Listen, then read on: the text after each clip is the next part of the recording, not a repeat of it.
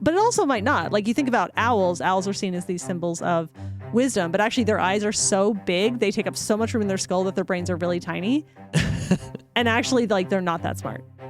Well, you know how nature copies nature. You know what else copies? Yeah. Movie directors. That is also true. Yeah, no, I'm not defending J.J. Abrams, okay? Don't put that on me.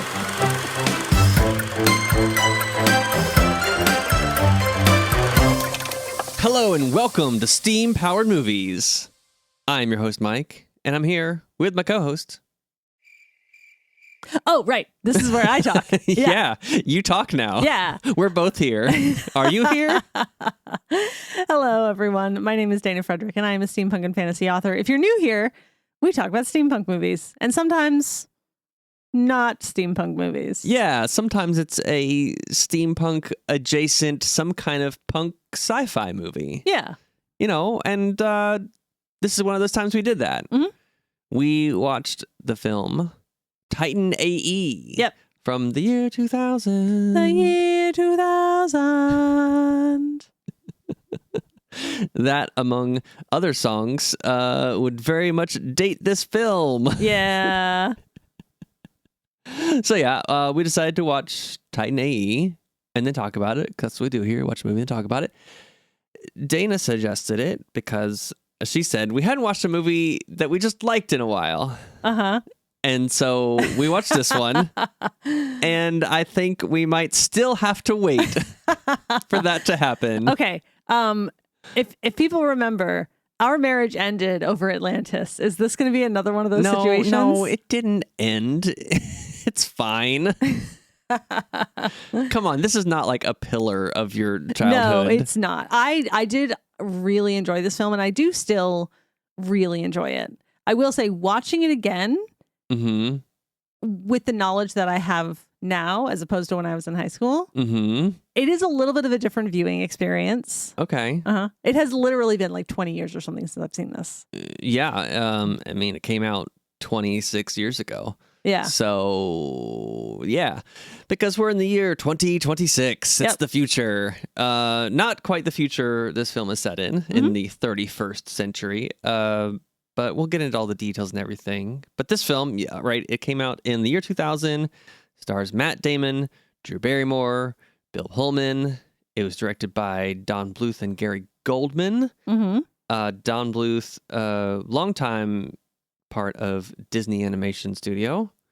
He was responsible in part for some classics. Mm-hmm.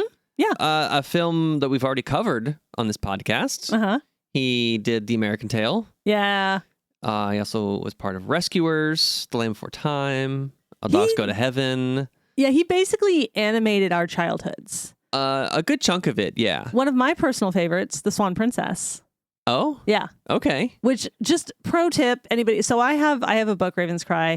It is a retelling of Swan Lake, which The Swan Princess is also a retelling of. Oh, so you're very familiar. Yeah. Fellow authors, if you are going to do a retelling, make sure you're citing the original source as the inspiration, because I've seen people say, oh, it's a retelling of The Swan Princess. No, because that's copyrighted. That is still covered under copyright. So no, you're not doing that. Be careful. Yeah. It's Swan Lake. And you could tell that this was a Disney film from the very beginning because Dead Mom. Yeah. Yeah. Not even mentioned Dead Mom. Yeah. Like they went full, just like, yep, just dad, and now you're an orphan. You know, it's 1,000 years in the future. Mm-hmm. Maybe he doesn't have a mom. Maybe he's just, dad just wanted like a kid, and he grew himself a kid. Maybe just like out of a bottle or a glass jar or something. Maybe, or maybe medical science has advanced to the point where, like, if you, as like, let's say you are a biologically born male, like maybe you can now like have a child yourself. Maybe medical science has advanced that much by 1,000 years. Come on, Dana. It'll take more than 1,000 years for us to reach that level of equality. Yeah. Men will still be like, no, that seems awful. Yeah, I won't be doing no, that. thank you. No, but maybe the test tube thing. Uh-huh. Maybe spoilers. They were gonna birth all the animals out of vials of DNA. Yeah. So maybe they can just grow kids that way. Yeah. But obviously they don't need a mom. Yeah. It's fine. They just need a dad that leaves and an alien creature to take care of them. Mm-hmm. And yeah, so that's the beginning. Tech was an alien person. I just want to be clear. Right. I said alien. Yeah, you said alien creature. Whatever. That's right. I'm racist against aliens, Dana. Oh my gosh. It's fine. Careful what climate you say that in. This is going to last forever. Yeah, but they'll say it was a different time.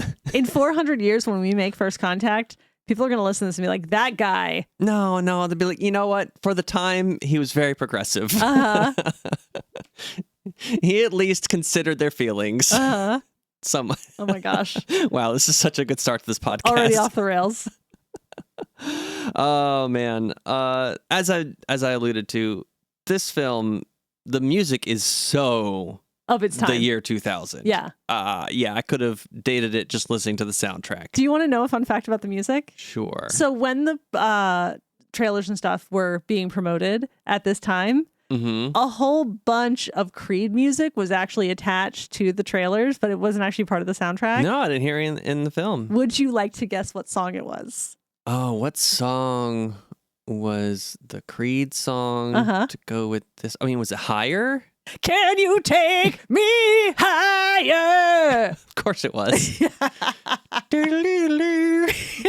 a good guitar riff in there. Oh, man. Oh, so classic. Yeah. So why did you want to watch this film? What do you think is good about it? Okay. So before I rip it to shreds. As you know, I love animation.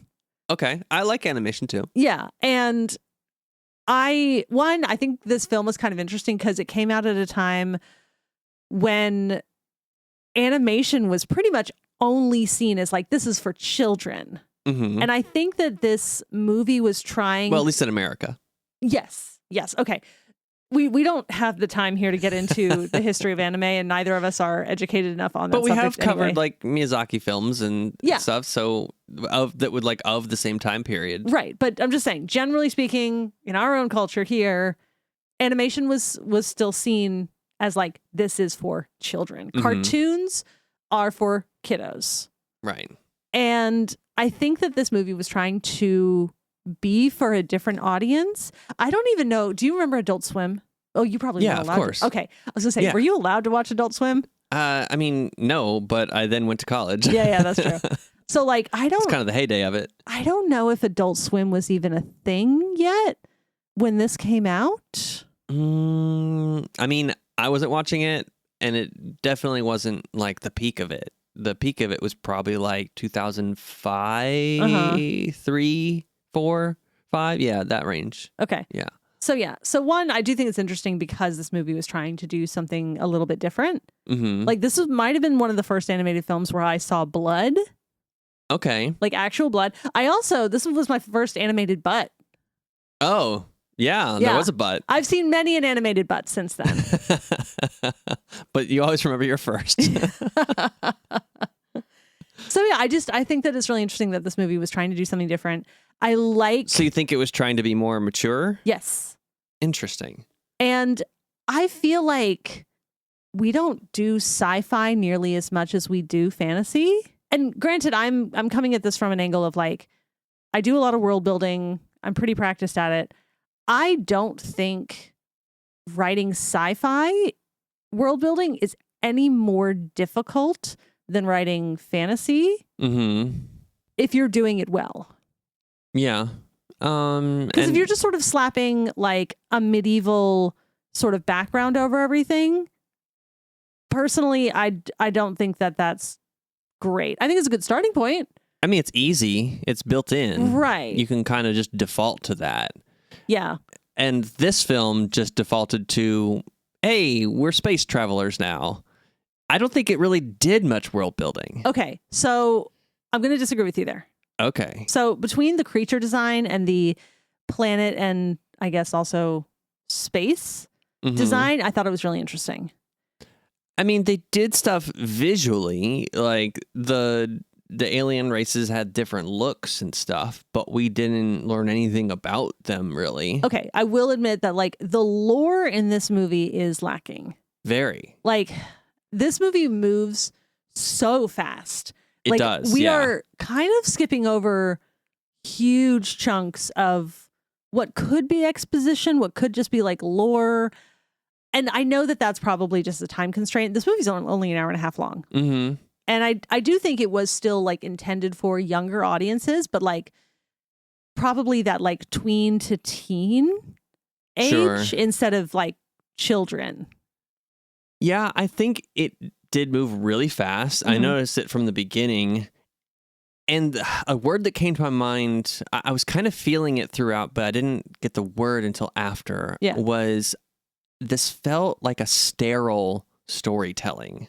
Oh, okay. Where stuff isn't like from the outside isn't bleeding into the story. It was just like, yep, this is a character. We're not going to tell you much about him. It's just this guy, and then stuff's going to happen. Here's the plot. Here's the next thing. And the plot's not going to be surprising. It's not going to be anything groundbreaking. It's going to be a typical hero's journey. And then someone backstabs, but then someone like unbackstabs and sacrifices themselves. Like it's just a very, very done story with very little color and feeling behind it. And on top of that, I didn't even think the animation was that great. Like I didn't think it was much to look at. So yeah, it just felt very sterile to me. I'm going to half agree with you, half disagree with you. Okay. So on the one hand, I agree that it is a little bit sterile. I don't agree that the animation was much because this is very much like Don Bluth's style, and it is very realistic. I disagree. Yeah? Yes. Tell me why. Because I could tell right away that this is a film that was a mix of like CGI and hand-drawn animation. A lot of the Don Bluth stuff is hand-drawn, like the whole way through. And that stuff looks great. Yeah. This film really didn't feel like they were able to integrate the CGI with the hand-drawn stuff very well at all. Like I wrote down that it felt weirdly like the characters were on green screen because they were like so disconnected from the background, and especially when the virtual camera was moving, we were shifting perspective. It felt like the parallax didn't line up between like the characters in the foreground and whatever's in the background. Like they were showing off their ability to do this angle change thing with the animation, but I don't feel like they were doing it very well. And it was quite distracting to me, and it just made the whole thing feel like not cohesive. Do you think that might just be a symptom of the time? It was 2000. Oh, probably. Yeah. And, there are times where these films come along where there's like a new technology and it's being tested out and adapted, but it's like a little bit early before it really works. And I think it really didn't help that on top of that, the story didn't pull me in either. Okay. I do want to talk about the story, but let me ask you, because with animation, it's such a unique form of art. I kind of want to dig into that with you a little bit. Okay. So like, let's do that. Yeah, it was early in CG technology. Kind of. So let me ask you this. Like when you are watching a movie or a show or whatever, and it's from that era where like, we're still kind of, working out the kinks. We're still developing this technology and making it better and figuring out how to use it. Do you find that you're able to kind of suspend your disbelief and kind of forgive that? Or like no, it looks bad, I can't? I think it depends. Sometimes I can look past. Like I said, if the story really draws me in or the characters I find like really interesting or relatable or something like that, I think I can. and it's just one of the elements, and if there's an imbalance in one way or the other, it can kind of push me away or take me out of it. Mm-hmm. But if there's enough coming from the other aspects, then I can overlook some of that stuff for sure. Yeah. And I wonder too, if because CG is kind of a futuristic technology, like they wanted to specifically use it in a sci-fi film. Oh, probably. Yeah. But see, here's the thing, like Treasure Planet, also early days of integrating CG with hand-drawn, did it way better. Do you think it was a money issue? I don't know. Yeah. Maybe they spent all the money on Matt Damon. Yeah, maybe. There was no more money left. Right. You got to pay Matt Damon. I can't remember when he really blew up. I think a little bit after this. When was Good Will Hunting? That was 90s, right? We're gonna look like idiots. Yeah. Well, look, the past is a weird soup. Yeah. Time is a weird soup. Didn't he also do some Miyazaki? Like, didn't he do some voice acting for Miyazaki at some point? I don't remember. Christian Bale definitely did. Yeah, he did. But I don't remember Matt Damon did. He might have done one of the later ones. Wasn't he in Ponyo? May have been. Yeah, I think you're remembering right. Ponyo He was in was one of the later ones. Yeah, I think it was one of the later ones. Yeah. So it would have been after this for sure. Right. Yeah, I don't know. It might have been a budget thing for this. And when we talk about like new technology and use of technology, like Jurassic Park was using CGI in like 1995. Yeah. There's always people who use it better than others. And True. even if it is not like a mature technology, there's people who know how to work with the limitations of the time to integrate it in a useful way towards the end product. And some people don't do that as well. Or maybe they don't have the time or the budget to figure out the details. Someone's just like, hey, yeah, use a computer, do it. So sometimes that happens. Yeah. Okay. All right. So then as for the story. Yes. I want to on the one hand, I kind of want to defend it because again, they only had an hour and a half and they've spread the entire scope of their story to like a bunch of the galaxy, maybe even beyond the Milky Way. Yeah. So on the one hand, on that, like I kind of want to forgive them a little bit because the story is a little bit vacuumy. And you know my favorite piece of writing advice. Nothing happens in a vacuum. Oh, yeah. And there's not a lot of fleshing out of what's going on around, except for like the one piece of history that the dredge attacked Earth and destroyed it, and humans were scattered. Right. That's basically all we know. So, and again, there are parts of this that like I don't mind. Like I actually really liked Drew Barrymore's character. Okay. Even though she looked like Pocahontas for some reason. No, she was. I think she was meant to be Chinese, and there's a whole whitewashing issue with that. Voiced by Drew Barrymore. Yeah, no, there's a huge whitewashing issue there. Yeah. Basically, we should not have white actors portraying non-white characters. End of debate. It's so easy to do. Yeah. Yeah. So that annoys me. I'm sure that they chose Drew Barrymore for this character because Drew Barrymore and like the name recognition. Right. Yeah. So, but yeah, like I said, that's make not her even white then. If you're going to hire Drew Barrymore. I know. And like I said, it's not even a debate because of this. So anyway. Or an alien of some kind that doesn't have a race. Well, the thing is, like, it's important for her to be human. Yeah, you're right. Yeah, to her story. And actually, I related to her story and her connection way more than I did to Kale's. And I almost called him Caleb because I don't know if you saw this too. Okay, sci-fi loves a technically proficient bad boy. Yeah. Out of nowhere. And so, like, he's giving me a lot of the same vibes as Caleb Meir from the new series Star Trek Starfleet Academy. Yeah, we just started watching of the same vibes. And there's some things about this sort of character that really get under my skin. I have notes on him too. Because there's being like having like hard edges and stuff, and there's just, you're gonna have to bleep this, there's just being an asshole.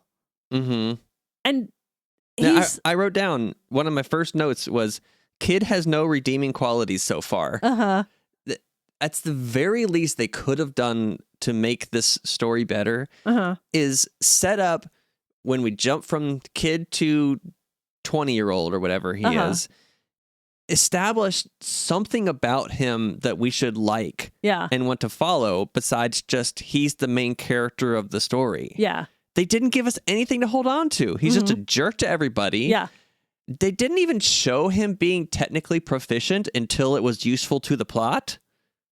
Like, in the beginning, he was just, like, working on junking a ship, just using a big saw. Well, he showed us, we saw him as a child doing, like, a little invention. So that tells us he's technically proficient. Okay, I'm rolling my eyes. Yeah. Yeah, I wasn't buying it, though, because they just waited so long to show that is for adult version of him. Yeah. Anyway, so regarding his character, like I think it would be one thing if because he's clearly never had community. He hasn't grown up with other humans who are like helping each other. Mm-hmm. And so like, I get that. Okay. But the fact that he's so disparaging toward colony ships and the people who grew up on them, I never understood that. I'm like, why are you being a jerk about these people? Doesn't make sense. So he's just a jerk to everyone. Yeah, that bothered me. But like I said, sci-fi loves this sort of trope. Yeah.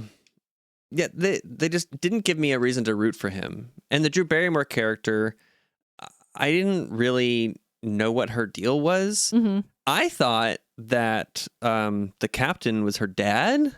Mm-hmm. But I guess it wasn't. No, he's just a captain. Because she just like reacted like, "Oh, yeah, the captain betrayed us. I guess that happened." And that is the other thing that does bother me about the character motivations in this, where Stith. And which one was that? I didn't Stith remember the names. Was Janine Garofalo's character, the big kangaroo type legs. Okay. Yeah. So Stith just sort of like rolls with the betrayals. Again and again.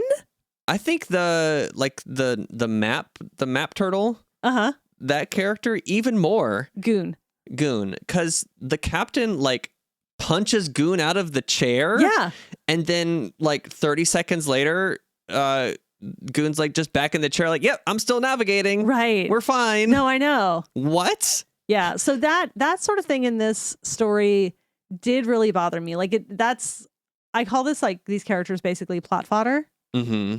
Because that's all they are. They're just like, yep, I'm here to move the plot along. Yeah, I wrote down side characters just dumb. Yeah. Even down to the guy who ended up being the double crosser. Yeah. That would be Preed, also known as Timon, because he was played by Nathan Lane. Oh, that was the Nathan Lane. I saw him in the cast. Yeah. Because he was just dumb too. Like when they were supposed to be on the lookout for the bad guys, and he was like shooting a space cricket. Yeah, with a huge laser. Yeah, which, okay, I guess that's comic relief. Yeah. But yeah, man, it was disappointing, I thought. And this is the thing where like, I do love Don Bluth films. Mm-hmm. And Don Bluth films, like they have these moments that are really great and I really love. Like I actually really loved when Drew Barrymore's character, like she's just handled her situation. Mm-hmm. Like when she gets picked up by slavers and she's just destroyed them all. Yeah. I really like that moment. It's a good moment, and it is the kind of moment that I would usually be like, yeah, that's awesome. But at the same time, I didn't feel that. Because you weren't emotionally invested? No, not at all. Yeah. I was like, oh, I guess she's cool. Yeah. We'll have really cool moments like that. And also in The Swan Princess, which, like I said, I love. There's an older kind of advisor character who like calls the prince on his sexist BS and is like, yeah, you did a real bad job. But then the prince just continues on and like is the hero. Yeah. So it's kind of one of these things where like he kind of has these really great moments and then he sort of undermines his own moments. Mm-hmm. So yeah, and I'm not sure what it is because like I said, I do love Don Bluth films, but I'm just like, oh man, like you're tripping yourself. I have a feeling he was not very involved in the writing of this. Oh, but you know who was? Yes, we do. Joss Whedon. You know what? it's all coming together. Yeah, actually makes sense. The man is the hero no matter how much he acts like a child. Yeah. Yeah, everything just works out for him. Uh-huh. Like, he gets captured and then he just pokes his way out of prison. Yeah. And he automatically knows how to fly the ship. Mm-hmm. And then he can fix a ship that's completely broken in what surely would have been like a 1 week long montage. Uh-huh. But then they catch up to the other ship somehow still. So it's like you're supposed to be with less than a day, maybe? I don't know. Yeah, again, it's a little bit vacuumy. Totally. So and not just all of the space. Right. like I said, I could kind of almost make excuses, mainly because I've seen other really well written sci-fi shows do this. Like there was sorry for spoilers, y'all. You're gonna get spoilers for loads of stuff. So there's a moment in Star Trek Strange New Worlds where my favorite character, Erica, she's a pilot. And she flies an alien ship out. Mm-hmm. And I think it can sort of be assumed that like a proficient pilot kind of knows how ships do and can therefore kind of figure out how to fly a ship. Okay, except in this movie, the pilot was the Drew Barrymore character. That is true. She was the one who was like the really good pilot. Yeah. But he's good at everything, Mike. Exactly. The main character be good at everything. He's a Mary Sue, or whatever the male equivalent is. I don't know. It's just a character who's good at everything. Oh, is that what that is? Yeah. Oh, okay. Yeah, like in the new Star Wars trilogy with Rey. Yeah. Her character, people were saying, was a Mary Sue. Because she's good at everything? Yeah, because she was just like, oh, what's the Force? Oh, now I know, and I'm automatically great at it. Right. Like, speaking of, I think J.J. Abrams lifted something from this film. What? The character Goon, who looks like a turtle. Yeah. Totally one of the characters from The Force Awakens. The little orange one that is in the new space cantina location, voiced by Emma, what's her face? I cannot think of her last name. Is she like Mama Og or something? Or Mama Mog something? Something like that. Yeah, the little orange one with the big eyes. Okay. So that's actually, what I immediately thought of when I saw that. I was like, oh, I think J.J. Abrams watched this movie and copied that. Can I? Oh gosh, don't make me defend J.J. Abrams. Oh no. But I do want to say, I want to talk about the alien design a little bit. Okay. So because I actually do really like the physical character designs of the various races in this. Mm-hmm. So if we look at character design, like aliens and fantastical creatures and stuff, from like an evolutionary biology standpoint, different features evolve, and nature basically just like takes stuff and throws it against the wall and see if it sticks. And if it sticks, great. This is why hypercaninism evolved like 9 times over in the world. And everything turns into crabs. Yeah. So when it comes to alien design, if a specific feature is actually really effective, you can kind of expect to see it again and again and again. Mm-hmm. So like big eyes might be a really useful feature. Okay. So, but it also might not. Like you think about owls. Owls are seen as these symbols of wisdom, but actually their eyes are so big, they take up so much room in their skull that their brains are really tiny. And actually, like, they're not that smart. Well, you know how nature copies nature. You know what else copies? Yeah. Movie directors. That is also true. Yeah, no, I'm not defending J.J. Abrams. Okay, don't put that on me.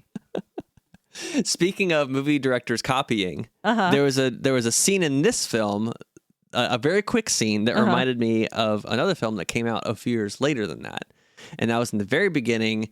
Well, not the very beginning. The scene where he's on the ship and he's in the lunchroom and the gravity turns off and the gravity turns back on and he has 2 trays and he catches all the food on the trays. Yeah. Like in the Tobey Maguire Spider-Man. Except Tobey Maguire did it for real. It wasn't animated or CGI. I feel like everyone could hear the gears in my brain turning as I tried to remember that scene. It's a pretty well-known scene. Yeah. Because it's like when he's first discovering his Spidey powers. Yeah, and like trying to hide it, but he's like, oh, I'm gonna like impress MJ. I catch all this stuff on the tray. Yeah, I mean, I guess it's kind of rule of cool. Like, what's the coolest thing that could happen here? Yeah. But just another little thing. It's like, oh, that's another film that was pretty recently after this with the similar visual thing that happened. Yeah. So I do want to say though, all of the hand drawn stuff, I thought on its own was well done.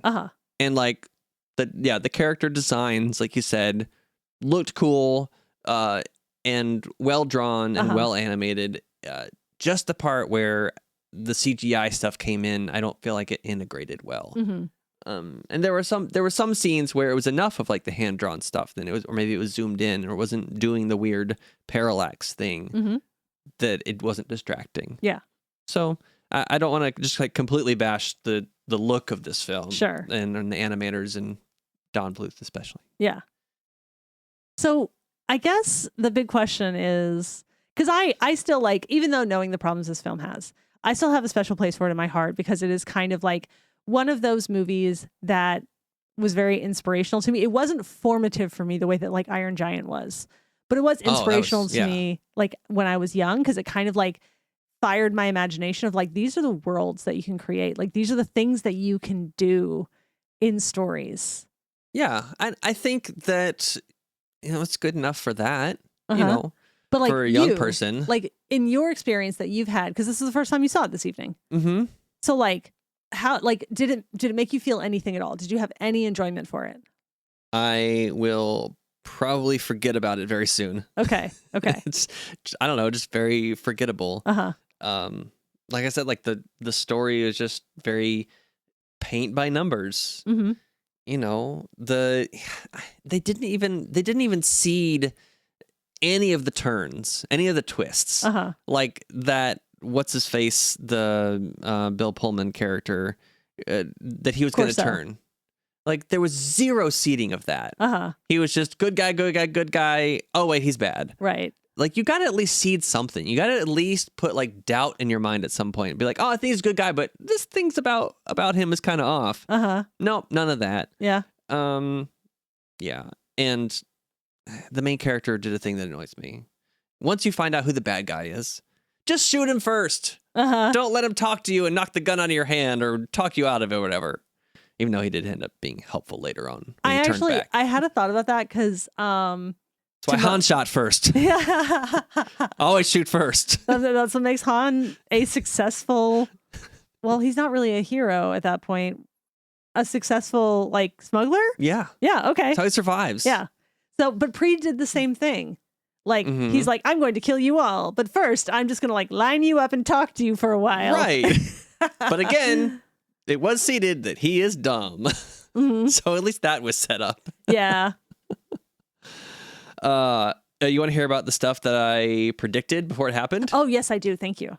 Speaking of paint by numbers, in the very beginning, I told you that I wrote something down like 20 minutes ago. Oh, yeah. And my prediction was that the Titan is a terraforming tech. Okay, cool. Which it pretty much was. Yeah. It made a planet out of ice or whatever matter was around it. Yeah. I didn't think it was going to create the planet, but it basically made another Earth.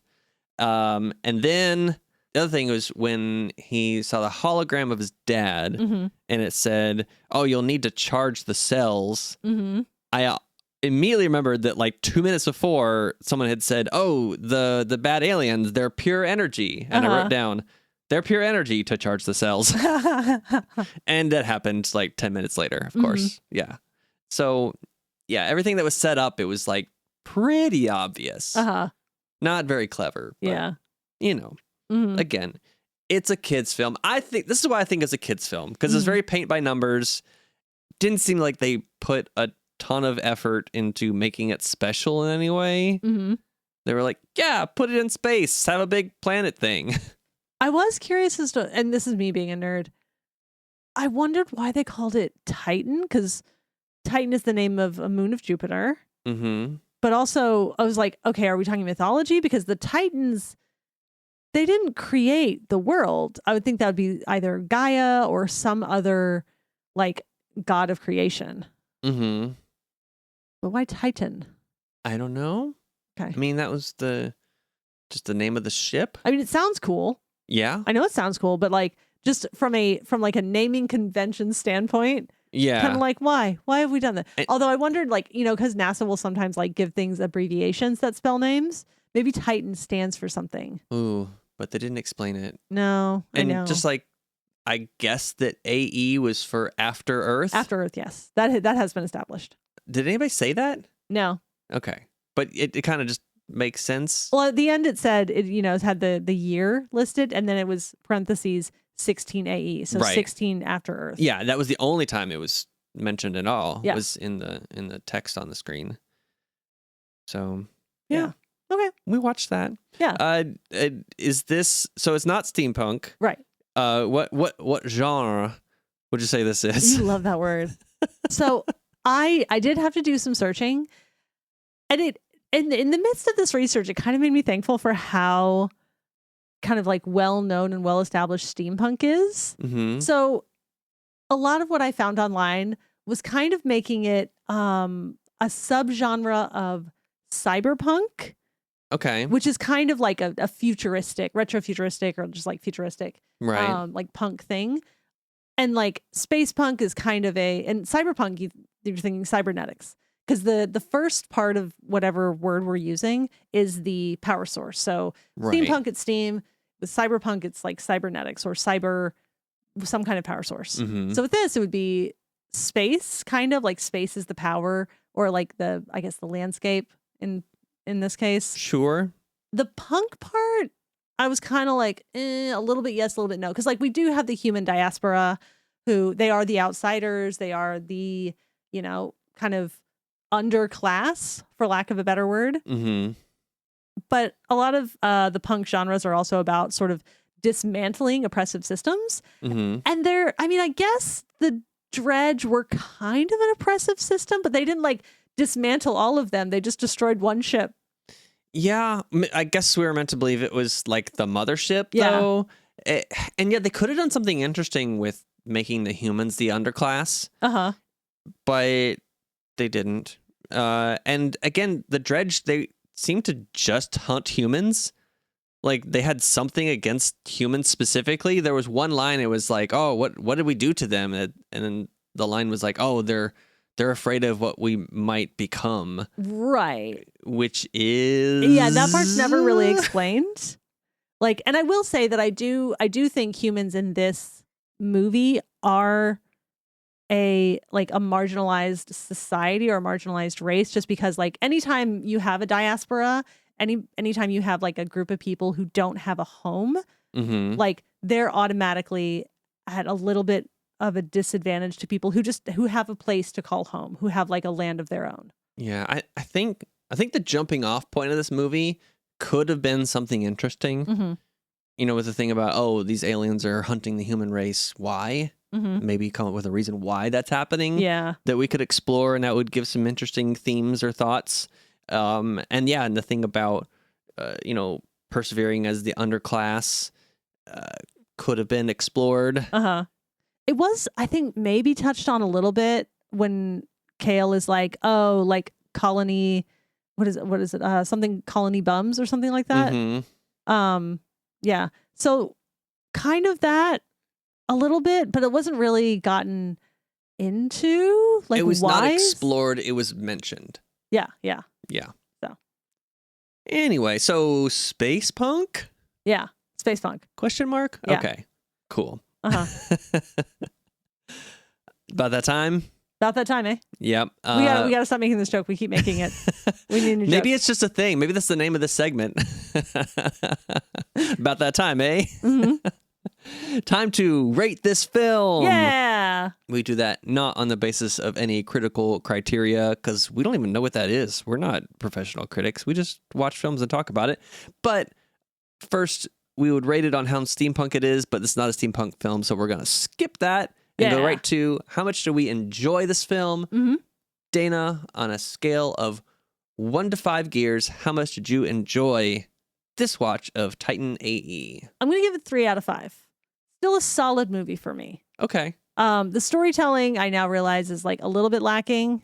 So I didn't enjoy it quite as much, but I do still enjoy it visually a lot.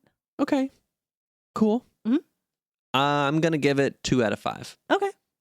I think there was some interesting stuff to work with that they did not do. Uh-huh. And I was distracted by a lot of the visuals. We had different experiences, but not that different. Yeah. Yeah. So that's it. Mhm. We watched Titan AE. What did anyone listening think about it? Was this a beloved childhood watch that we have now talked bad about, and you can want to talk bad about us? I defended this movie a bit. Kind of. And then Mostly. you give it 3 out of 5 stars. Halfway. You can give us your thoughts on our Discord. You can join using the link in the description of this podcast. You can hit us up on our socials. We're on Bluesky and Instagram at Steam Powered Movies. Hit us up and follow us and send us a message there. You can go to steampoweredmovies.com for a list of episodes and more information. Thank you again for listening. We will be back again next month with another new episode. Until then, okay, bye. Bye, y'all.